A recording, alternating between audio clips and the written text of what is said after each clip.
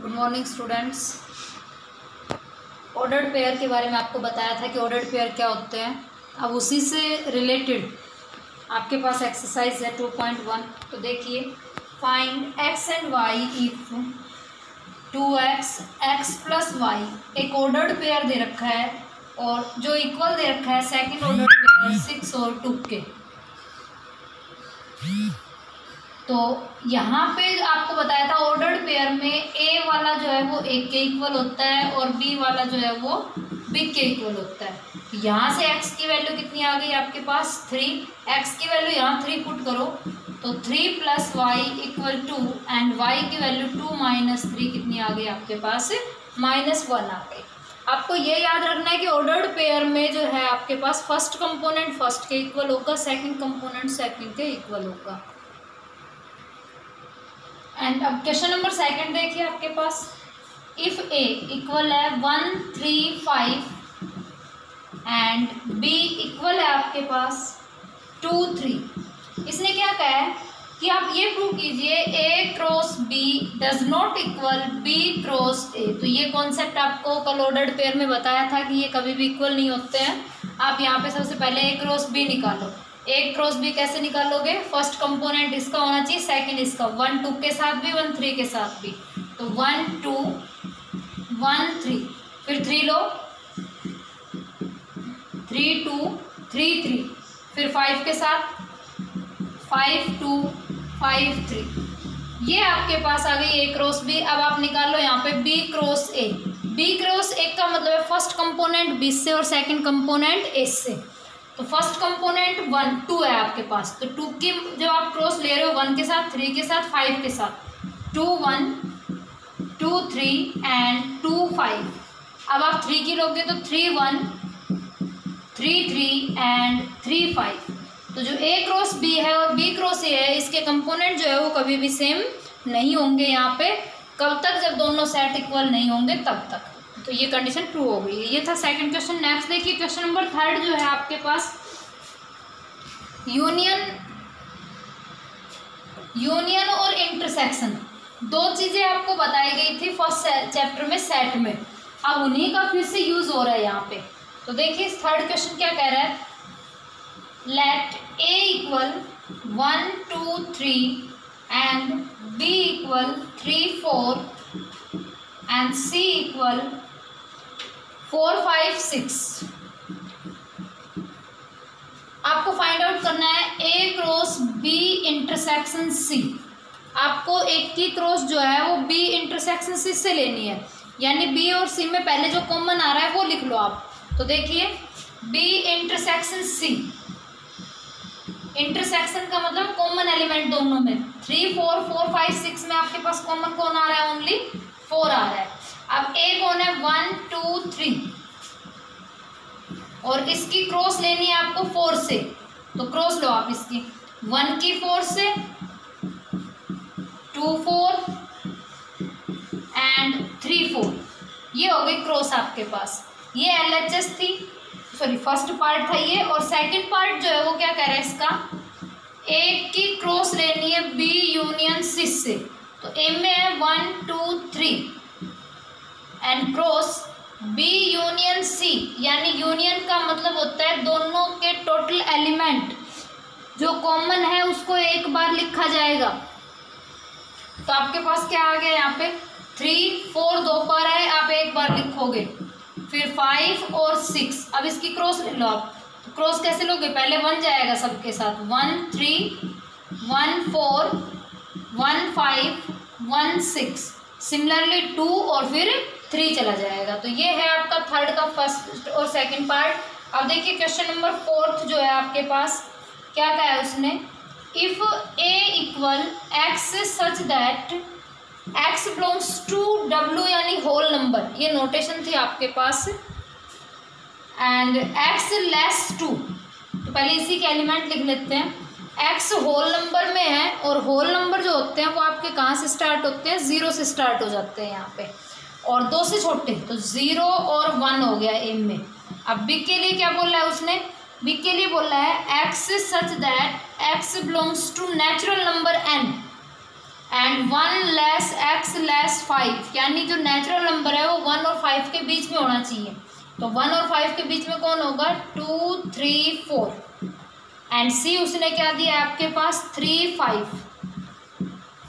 अब आपसे पूछा गया है ए क्रॉस बी इंटरसेक्शन सी, तो बी और सी में क्या कॉमन आ रहा है आपके पास? 3 कॉमन आ रहा है, उसकी मल्टीप्लाई लोगे आप एस से, तो 0, 3, 1, 3 हो गया ये आपके पास। फिर यूनियन वाला है, तो ये जैसे आप आगे तो आपके पास क्वेश्चन नंबर 3 बन गया है। सेम इसी तरीके से आपका क्वेश्चन नंबर 5 है, 6 है, 7 है, 8 है, सारे के सारे बिल्कुल सेम क्वेश्चन है आपके पास। जहाँ वेरीफाई करवाए वहाँ आपको वेरीफाई करना है। आपको 2 चीज़ें याद रखनी है, यूनियन, इसको बोलते हैं हम यूनियन, और इसको बोलते हैं हम इंटरसेक्शन। यूनियन का मतलब होता है टोटल एलिमेंट आपके पास। यूनियन क्या होता है आपके पास? वहाँ पे टोटल एलिमेंट हो गए, जो भी सेट आपके पास गिवन है उन दोनों सेट के, तीनों सेट के जितने भी सेट हैं उन सेट के आपके पास टोटल एलिमेंट हो गए। तो यूनियन में क्या आएगा आपके पास? Total element of 2 set. Repeat नहीं होना चाहिए, बस ये याद रखना। और इंटरसेक्शन में क्या आएगा आपके पास? Common element of 2 set.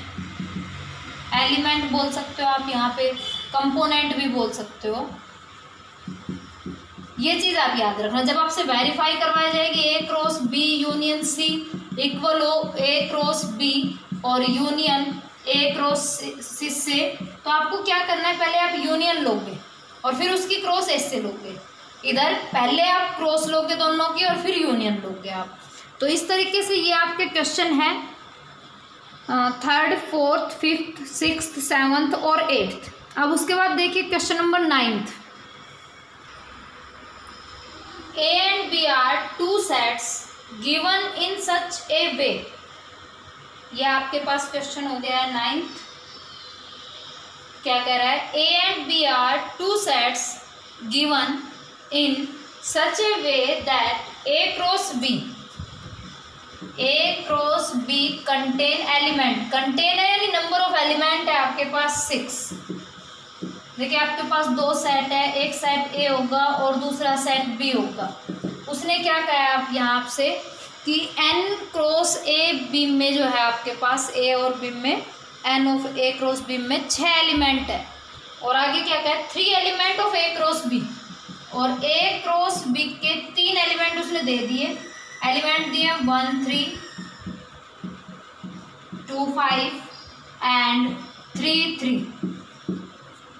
ये 3 एलिमेंट इसने क्रॉस के दे दिए हैं आपसे, और आपको क्या करना है? बाकी जो एलिमेंट बच गए वो निकालने हैं, क्योंकि दोनों में कितने थे? 6, और आपके पास आए हैं कितने? 3 एलिमेंट। 3 एलिमेंट अभी बचे हुए हैं यहाँ पे। तो देखिए ये ए क्रॉस बी के हैं, इसका मतलब पहले जो एलिमेंट होते हैं वो तो एक के होते हैं। तो ए में एलिमेंट कौन कौन हो गए? 1, 2, 3। और जो सेकंड एलिमेंट होता है वो होता है बी का, तो बी में कौन हो गए? 3 और 5। इसके 3 एलिमेंट, इसके 2 एलिमेंट, मल्टीप्लाई करें तो कितना आ गया? 6 एलिमेंट आ गया आपके पास। अब उसने पूछा है बाकी अदर एलिमेंट निकालो, तो देखो 1, 3 पहले से है, 1, 5 नहीं है, तो बाकी एलिमेंट क्या हुआ? 1, 5, 2, 3 नहीं है इसमें, तो नेक्स्ट एलिमेंट 2, 3, 2, 5 है पहले से, 3, 3 है इसमें, 3, 5। ये आपके बाकी एलिमेंट आ गए। बस आपको ये याद रखना है, फर्स्ट कंपोनेंट होता है वो फर्स्ट सेट से, सेकंड कंपोनेंट होता है वो सेकंड सेट से होता है आपके पास। तो ये था 9th क्वेश्चन। अब इस एक्सरसाइज का लास्ट क्वेश्चन देखिए, 10th क्वेश्चन। क्या कह रहा है आपके पास क्वेश्चन? इफ ए कंटेन, आपके पास जो है वो बिग को कंटेन कर रहा है। ए सेट जो है वो किसको कंटेन कर रहा है? बिग को कंटेन कर रहा है, यानी कंडीशन है 10th क्वेश्चन की, इफ A contain B,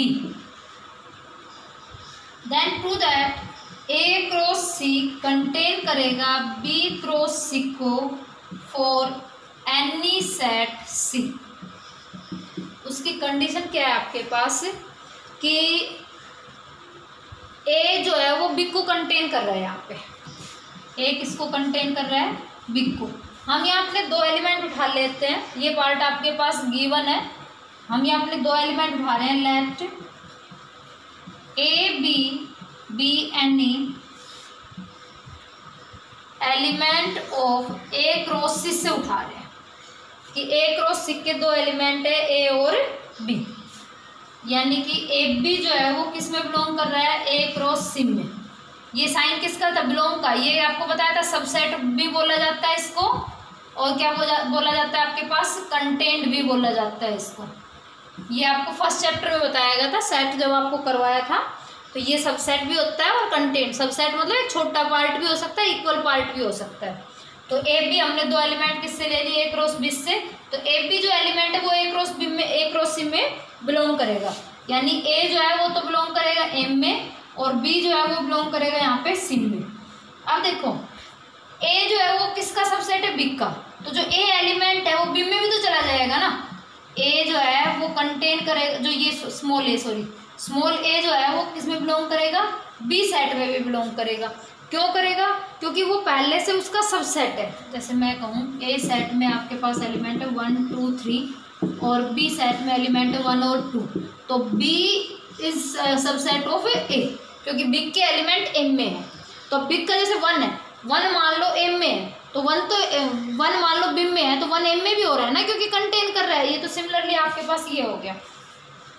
तो जो ए है वो किस में चला गया, बी में चला गया, और बी आपके पास पहले से सिम में है। तो जब ए क्रॉस सिम में था, तो ए बी जो है वो आपके पास इसमें चला जाएगा, बी क्रॉस सिम में भी चला जाएगा। इसका मतलब क्या हो गया, ए क्रॉस बी जो है, जो आपके पास ए क्रॉस बी थी या ए क्रॉस सी थी आपके पास, वो कंटेन कर जाएगी बी क्रॉस सी को। ये आपके पास हो गई आज अब कंप्लीट एक्सरसाइज 2.1। आज आपको यही एक्सरसाइज करनी है, बाकी नेक्स्ट डे आपका नया टॉपिक स्टार्ट होगा रिलेशन। ये था ऑर्डर्ड पेयर पे, नेक्स्ट है रिलेशंस, वो कल करवाऊंगा।